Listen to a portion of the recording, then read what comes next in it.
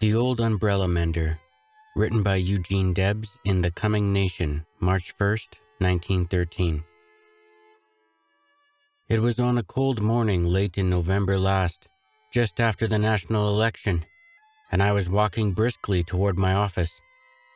A stiff wind was blowing and a drizzling rain was falling.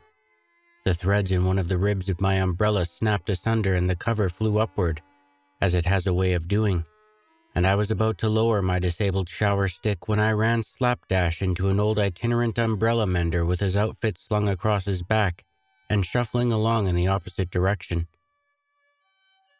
He had noticed the ill behavior of my umbrella. It snapped from its bearing even as he had his eyes upon it. Perhaps it understood. Anyway, he had not a cent in his pocket, and he had not yet breakfasted that cold and wet November morning. He was about 65. His clothes had evidently weathered many a storm, and besides being worn and shabby, were too light for that season. Overcoat he had none, nor gloves, nor overshoes. Mine embarrassed me. His hat had been brushed to a standstill.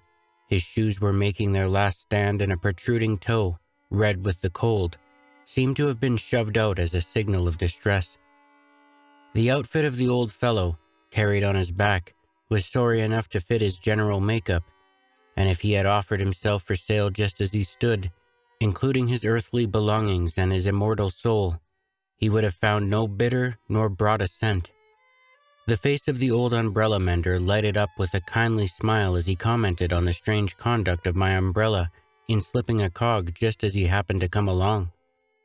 I asked him by what evil magic he did the trick, and he laughed in a half-hearted way just to be polite.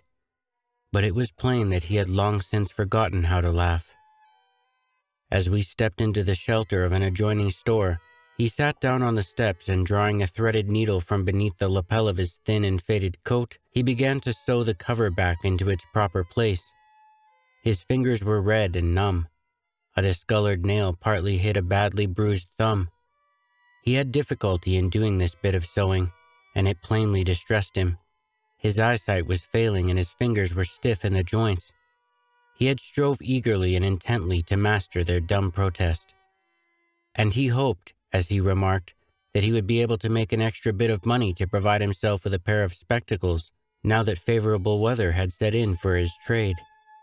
Poor human soul, I thought to myself, as I looked down upon the weather-beaten brother at my feet. A vagabond dog among his kind would fare better than this worn-out old umbrella mender in a civilized human community. The warm clothes I had on made me uncomfortable as I saw him sitting there in rags mending my umbrella. The overcoat I wore made me ashamed of myself. Every time the umbrella mender looked up out of his rags, I winced.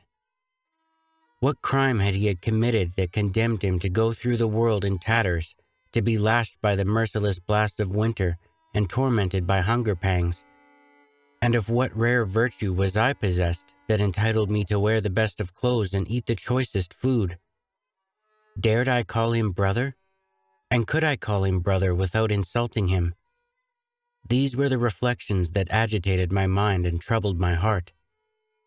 "Good morning," was the cheery greeting of a man who passed on the sidewalk, calling me by name. The old umbrella mender fairly started at the mention of my name. He had just completed his bit of sewing, and the threaded needle fell from his fingers. "Excuse me," he said timidly. "Is this Mr. Debs?" "Yes," I answered. "Eugene V. Debs?" "Yes, brother." "Thank God!" exclaimed the old umbrella mender as he fairly bounded to his feet and seized my extended hand with both of his. There were tears in his eyes and his face was flushed. "Of course I know you now," he went on. "This is your home and I have often seen your picture. But this is the first time I have ever seen you, and if it hadn't been for your umbrella snapping just as I came along, I would have passed you by and the chances are that I never would have seen you. God must have tipped off your umbrella to give me a stop signal. Say, Gene," he continued, still holding me with both hands, "I am pretty well down, ain't I? About all in and making my last stand before shuffling off." But say, Gene, I never scabbed. Look at these hands. I'm an old rail and I followed the business for 27 years. I broke and ran a freight train most of the time. Never got a passenger run because I was too active on grievance committees and called a firebrand by the officials. I wouldn't stand for any of their dirty work. If I'd been like some of them, I'd had a passenger train years ago and been saved lots of grief. But I'd rather be a broken down old umbrella fixer without a friend than to be a scab and worth $1 million. A gleam of triumph lighted up his seamed and weather-beaten countenance. Did you belong to the ARU?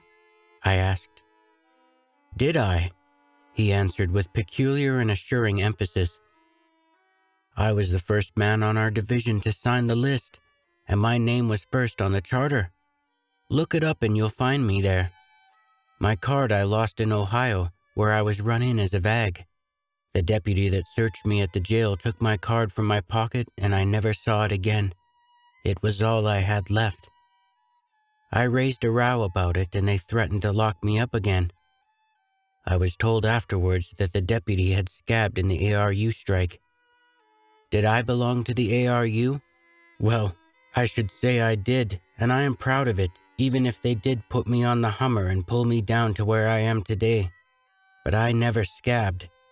And when I cross the big divide, I can walk straight up to the bar of judgment and look God in the face without a flicker. We had railroads whipped to a standstill, he said, warming up. But the soldiers, the courts, and the army of Deputy United States Marshals that scabbed our jobs were too much for us. It was the government and not the railroads that put us out, and it was a sorry day for the railroad men of this country. Mark what I tell you, the time will come when they will have to reorganize the ARU. It was the only union that all could join, and in which all got a square deal, and it was the only union the railroad managers ever feared. And then he told me the melancholy story of his own persecution and suffering after the strike. His job was gone and his name was on the blacklist. 5 jobs he secured under assumed names were lost to him as soon as he was found out. Poverty began to harass him. He picked up odd jobs, and when he managed to get $1 ahead, he sent it to his family. His aged mother died of privation and worry, and his wife soon followed her to the grave. 2 boys were left, but whatever became of them, and whether they are now alive or dead, he could never learn. The old fellow grew serious, and a melancholy sigh escaped him, but he was not bitter. He bore no malice toward anyone. He had suffered much, but he had kept the faith, and his regrets were at least free from reproach.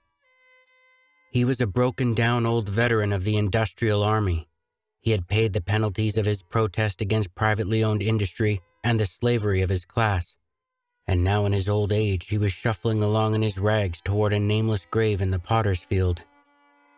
Had he been an obedient corporation lackey, had he scabbed on his fellow workers, had he been mean and selfish and cold-blooded, he would have been promoted instead of blacklisted by the corporation and honored instead of hounded by society.